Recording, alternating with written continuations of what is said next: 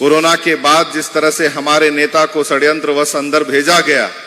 5 महीने के कठिन समय को पार करके आज राजमहल में फिर वो पहली बार आए हैं, तो तहे दिल से मैं उनका स्वागत कहना चाहता हूं। जिस तरह से उन्होंने 2019 के बाद आम जनमानस के लिए कार्य करते हुए बहुत छोटी छोटी योजनाएं, लेकिन अगर पूरे राज्य भर में देखा जाए तो बहुत बड़ी योजना, चाहे वो महिलाओं के लिए पेंशन हो, बुजुर्गों के लिए पेंशन हो, राशन कार्ड हो, आज जिस तरह से रोड का काम हुआ है, और मुझे लगता है कि बिजली में लगातार जिस तरह से ग्रिड और सबस्टेशंस बन रहे हैं, और लगातार जो पहले की स्थिति थी, मुझे याद है, उससे कई अच्छे स्थिति में हम हैं और उसे और हम सुधारेंगे। गंगा तट, राजमहल के गंगा तट पे सावन के शुभारंभ में हो रहे इस कार्यक्रम में उपस्थित माननीय हमारे मुख्यमंत्री हेमंत सोरेन जी, राजमहल विधायक अनंत ओझा जी, बड़े भैया, डीसी साहब, एसपी साहब, अविनाश बाबू, राजा भैया, उपस्थित सभी पदाधिकारीगण, सभी आए हुए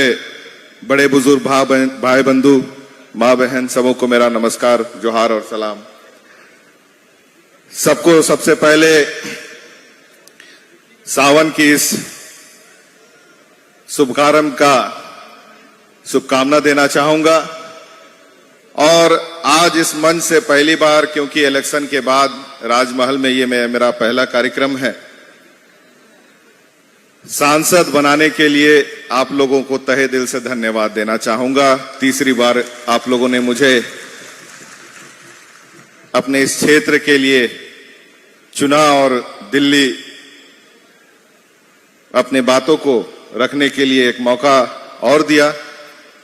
हमारे पार्टी, हमारे नेता हेमंत सोरेन जी, गुरु जी का भी मान सम्मान बढ़ाया, उसके लिए बहुत बहुत धन्यवाद। कई बातें अभी माननीय विधायक जी कह रहे थे,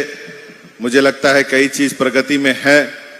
और कई चीजें आगे होने भी है। और जहां तक सर्वे की बात है, 2014 में जब मैं पहली बार जीता था, काफी बार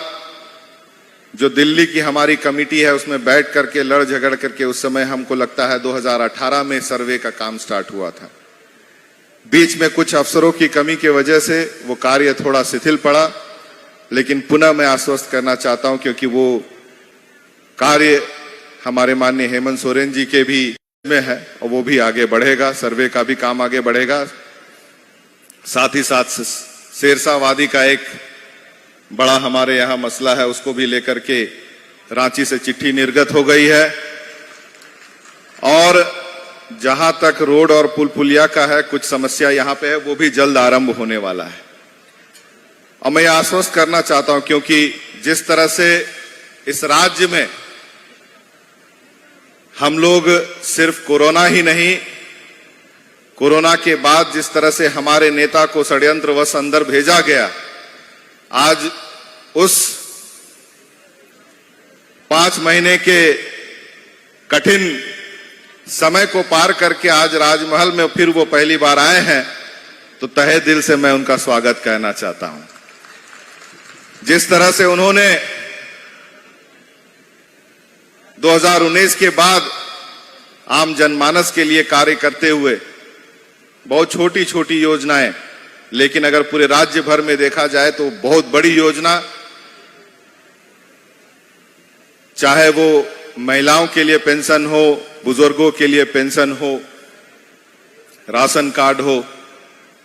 आज जिस तरह से रोड का काम हुआ है, और मुझे लगता है कि बिजली में लगातार जिस तरह से ग्रिड और सबस्टेशंस बन रहे हैं, और लगातार जो पहले की स्थिति थी, मुझे याद है,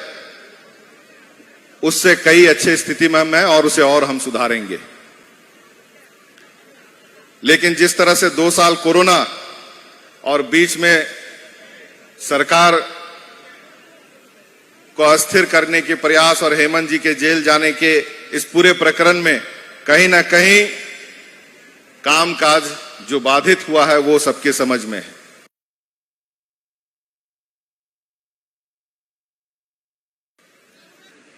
बहुत ज्यादा लंबा नहीं कहना चाहूंगा क्योंकि आज जो हमारे पास आए हैं उनको आप लोग सुनने के लिए इच्छुक होंगे। मैं इस अवसर में फिर से एक बार उपस्थित तमाम यहां की जनता को तहे दिल से धन्यवाद देना चाहता हूं, तीसरी बार की जीत के लिए और आपका प्रेम के लिए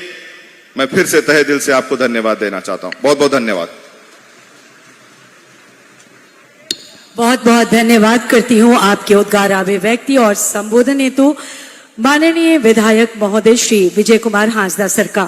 और अब माननीय सांसद महोदय का। और अब आज के कार्यक्रम में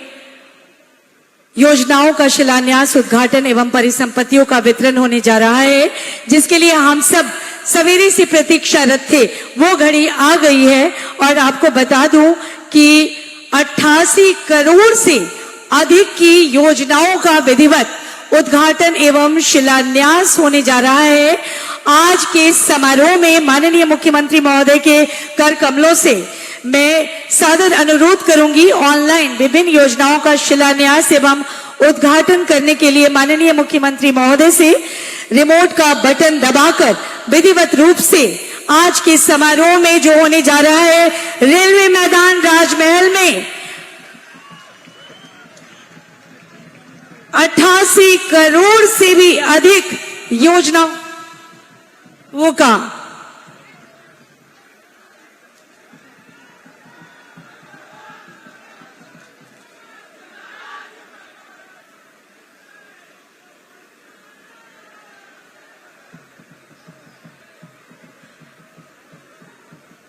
जोरदार तालियां हम सबकी तरफ से बार बार।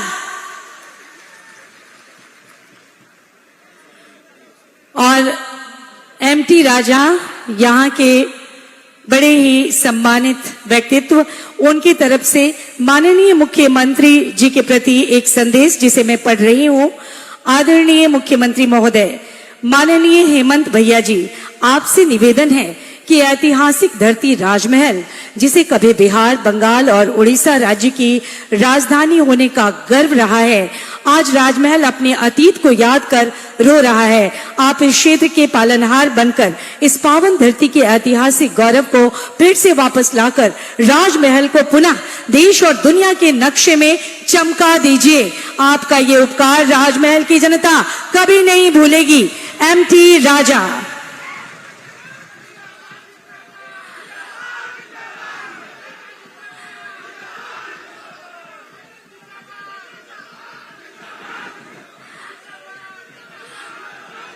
ये यहाँ की जनता का असीम प्रेम और स्नेह है। और अब समारोह में सादर आमंत्रित करती हूँ, अनुरोध करती हूँ अपने संबोधन, शुभकामना और आशीर्वचन के लिए माननीय मुख्यमंत्री महोदय झारखंड श्री हेमंत सोरेन जी को।